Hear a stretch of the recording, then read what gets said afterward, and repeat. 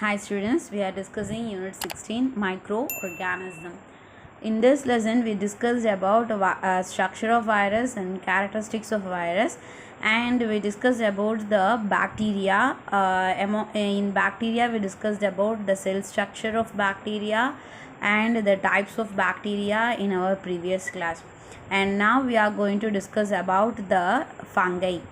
Fungi are a group of eukaryotic organisms that lack of chlorophyll. We discussed in our previous class about the virus. The virus is an intermediate substance between the living and non-living thing. After that, we discussed the bacteria. The bacteria is a prokaryotic celled organism. Prokaryotic organism. Pro means previous, karyote means nucleus. So previous form of nucleus is present, so there is no definite nucleus. True nucleus is absent in the bacteria. And here in fungi, the nucleus is present. Okay, the prominent nucleus is present. The nucleus is nothing that consists of nucleoplasm, nucleolus, chromatin reticulum, and the nuclear envelope. Okay, these all form the structure called the nucleus. Here the eukaryotic cells have the prominent nucleus, so nalla theliva theriyra madri nucleus is present. Okay, so and it has no chlorophyll. The chlorophyll is absent in eukaryotic fungi. Okay, fungi la enna kadayadhu appadina chlorophyll is kadayadhu, it is absent. They grow in dark environments. Okay, so they grow in dark environments. They may be either unicellular or multicellular. The fungi are either unicellular. For that for unicellular we're having a well-known example, that is the yeast. You all know about the yeast is we are used yeast in various process in our daily life, that when we are making the cakes and breads, and wherever the fermentation was required, okay, fermentation action was required, we use the yeast. Okay, and there are also multicellular organisms, multicellular fungi. For multicellular fungi we have the well known example, that is the penicillium. Yeah, so you know about the penicillin, that is the queen of drug. The penicillin is derived from the Penicillium notatum. Penicillium is a fungi. From the fungi, the medicine is a chemical substance derived from the penicillium, that is called as the penicillin. It is a very good antibiotic. Okay, the penicillin is a very good antibiotic, so it is called as the queen of the drugs. Okay. They are found in all kinds of habits. Fungi are found in all kinds of habitats. We can see the fungi in terrestrial ecosystem, mountain ecosystem, water ecosystem. Wherever the habitat, we can see the different kinds of fungi. They are included under the kingdom fungi. We know about the 5 kingdom classification of Warhich Whittaker. He classifies the fungi into a separate kingdom fungi. The study of fungi is called as the mycology. Some fungi are microscopic. So some of the fungi are microscopic and some of the fungi are macroscopic. We can see naked by our eyes. Okay.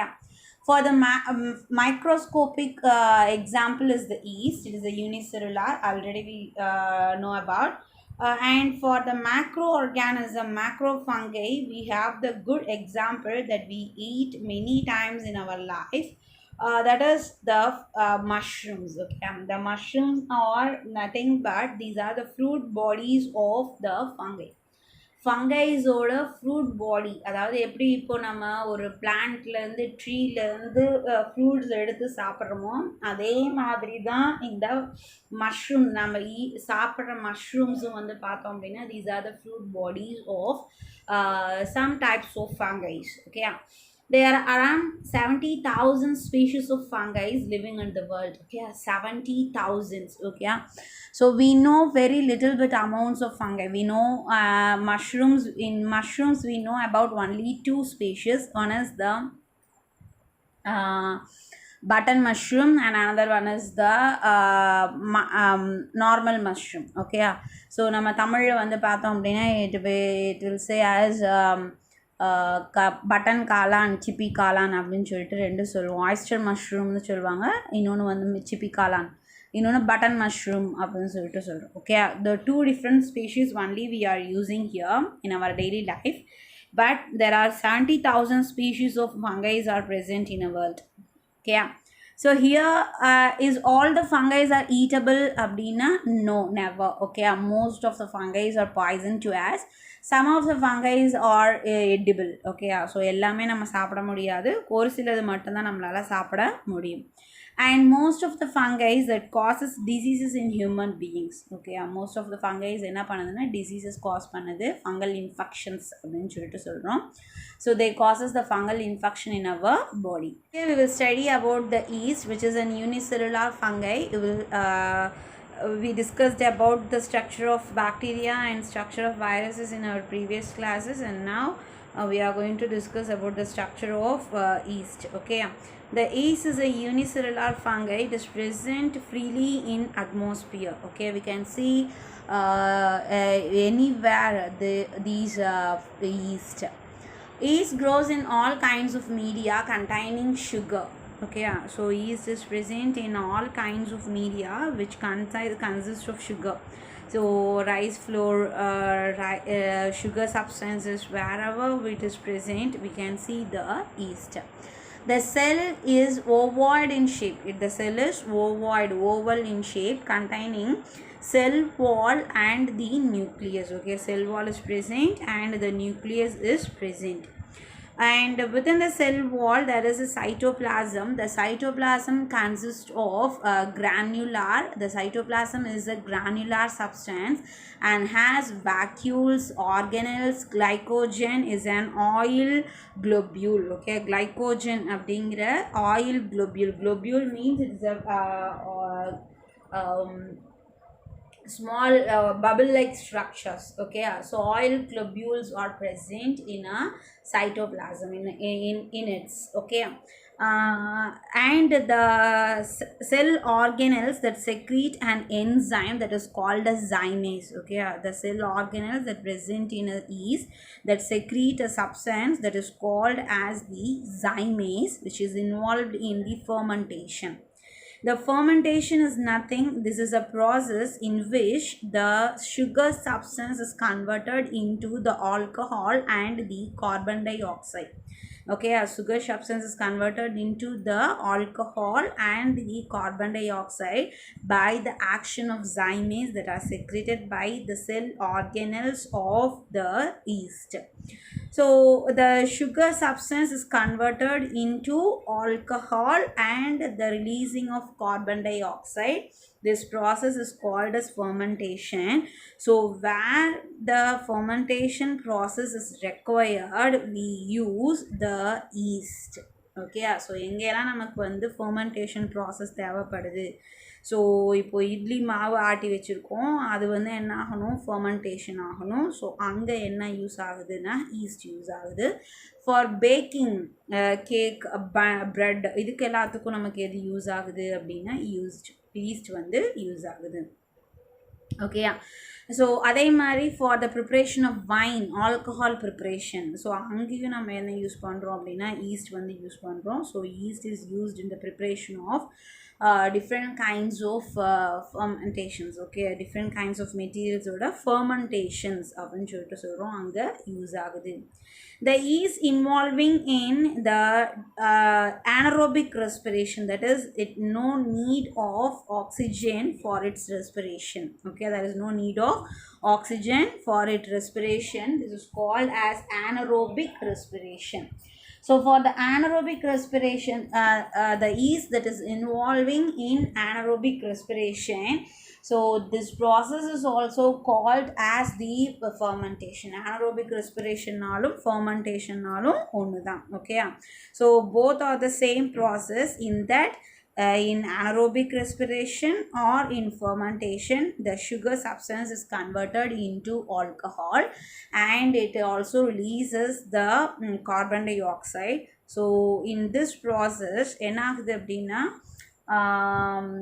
the softness is up here, so that the bread இதெல்லாம் வந்து பார்த்தீங்கன்னா நல்லா சாஃப்டாக இருக்கிறது எதனால அப்படின்னா அந்த carbon di oxide and alcohol release ஆகிறதுனால தான். ஓகே, இப்போ நீங்கள் ரைஸ் ஃப்ளோரே இருக்கும், நம்ம வீட்டில் அரிசி மாவு இட்லி அரிசி மாவு ஆட்டி வச்சுருப்பாங்க.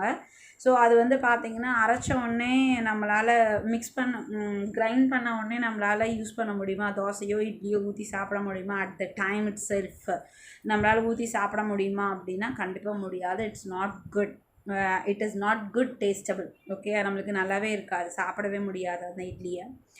அதுவே வந்து பார்த்தீங்க அப்படின்னா அந்த இட்லியோ தோசையோ after 1 day it will very tasty. சரியா? ஸோ அதுவே after 4 days without keeping in refrigerator, சரியா, ரெஃப்ரிஜிரேட்டரில் வைக்கல ஒரு 4 நாள் கழித்து பார்த்தோம் அப்படின்னா என்ன ஆகும், நல்லா வந்து அந்த ஃப்ளோர் வந்து பார்த்திங்கனாவே தெரியும், அந்த மாவு பார்த்திங்கனாவே தெரியும், it has number of bubbles inside. So the bubbles are due to the releasing of carbon dioxide and alcohol. சரி, அந்த bubbles வந்து எதனால அப்படின்னா அந்த கார்பன் டை ஆக்சைடு அதுலேருந்து ரிலீஸ் ஆகிருக்கிறதுனால தான் அந்த bubbles வந்து அங்கே ஃபார்ம் ஆகுது. ஓகேயா? So that gets soften. So அந்த தோசை மாவில் நீங்கள் தோசை ஊற்றி பார்த்தீங்கன்னா ஃபர்ஸ்ட் நாள் தோசை ஊற்றுனதுக்கும் இப்போ நம்ம 4 நாள் கழித்து தோசை ஊற்றும் போதும் நல்ல டிஃப்ரென்சேஷன்ஸ் தெரியும். நீங்கள் ரெஃப்ரிஜிரேட்டரில் வச்சிங்க அப்படின்னா if you kept in refrigerator we can ஒரு 10 days ஆகும். சரியா? 10 days வரைக்கும் அது எதுவும் ஆகாது. ஸோ அதாவது கொஞ்சம் டிலே ஆகும், அந்த ஃபர்மெண்டேஷன் ப்ராசஸ் டிலே ஆகும். ஸோ அந்த ஒரு ஆஃப்டர் 10 days வந்து பார்த்தீங்க அப்படின்னா அந்த தோசை ஊற்றுனீங்க அப்படின்னா நல்லா சாஃப்டாக இருக்கும் and you can get the smell. அந்த புளிச்சு போச்சுன்னு சொல்லுவாங்க இல்லையா, அந்த fermented smell, you can feel that smell. Okay, அது நல்லா ஆல்கஹால் ரிலீஸ் ஆகிருக்கும். அந்த தோசை சாப்பிட்டோம் அப்படின்னா நல்லா தூக்கம் வரும். ஓகேயா? So that consists of alcohol and also the carbon dioxide. So அது வந்து அந்த ஃபர்மெண்டேஷன் ப்ராசஸ்னால நம்மளுக்கு கிடைக்கிறது தான். ஓகேயா?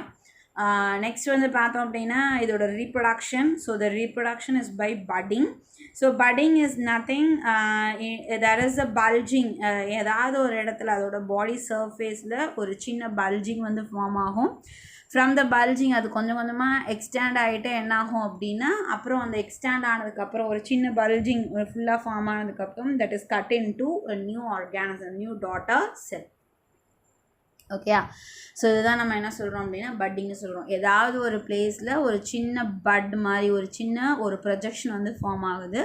அந்த சின்ன ப்ரொஜெக்ஷன் இட்ஸ் எக்ஸ்டாண்டட், கொஞ்சம் பெருசாக மாறுது. ஸோ ஆஃப்டர் கொஞ்சம் பெருசாக மாறினதுக்கப்புறம் அதை என்ன ஆகிடும்னா it is divided from the parent cell. Okay, parent செல்லேருந்து அந்த சின்ன பிரிஞ்ச பார்ட் மட்டும் தனியாக பிரிஞ்சு போயிடும். ஸோ இதுதான் நம்ம என்ன சொல்கிறோம் அப்படின்னா பட்டிங் அப்படின்னு சொல்லிட்டு சொல்கிறோம். சரியா? ஸோ நம்ம பிளான்ட்லேருந்து எப்படி வந்து பட் ஃபார்ம் ஆகுதோ லைக் தட் அதே மாதிரி தான். ஓகேயா? ஸோ அங்கே பட் வந்து ஃபார்ம் ஆகி ஃப்ளார் ப்ரொடியூஸ் ஆகுது, இங்கே நியூ ஆர்கானிசம் ஃபார்ம் ஆகுது. கொஞ்சம் டிஃப்ரென்சஸ் இருக்கும், அவ்வளோதான். Okay, so this is the structure of the yeast. Okay, so in our next class we will discuss about the algae. Okay, thank you.